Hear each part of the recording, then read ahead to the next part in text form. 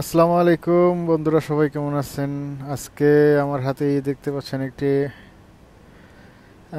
হাওয়াই P20 Pro। ফোনটি চালু হয় না, শুধু রেড ইন্ডিকেটর লাইট জ্বলে থাকে। ফোনটির ডিসি রিডিং 17 পর্যন্ত। 17তে এসে দাঁড়িয়ে থাকে ডিসি রিডিং। তো আমি চার্জার লাগিয়ে চেক দেব। চার্জারে আপনার 0.1, 0.2 এরকম আসে। আসার পরে ব্যাস চলে যায়। ফোনটি আমি ব্যাটারি লাগিয়ে এখন চেক করব, দেখব ডিসি রিডিং কি আসে। তো চার্জারের রিডিং সেমি আসতেছে, 0.1, 0.2।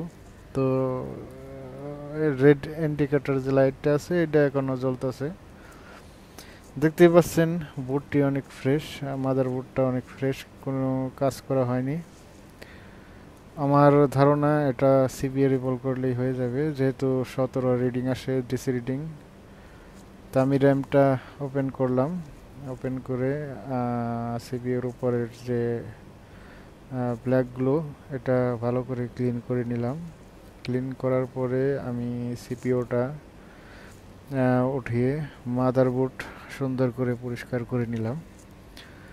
নেওয়ার পর তারপর আমি সিপিইউ এবং র্যাম দুটোই সুন্দর করে রিভলভ করছি।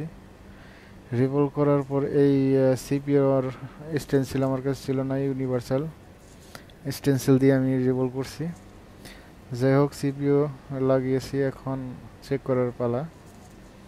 দেখতেই পাচ্ছেন আলহামদুলিল্লাহ ফোনটি অবশেষে চালু হয়ে গেল। এখন টাচ কাজ করে কিনা আমি চেক করব। চেক করার পর দেখব সব কিছু ঠিক আছে কিনা।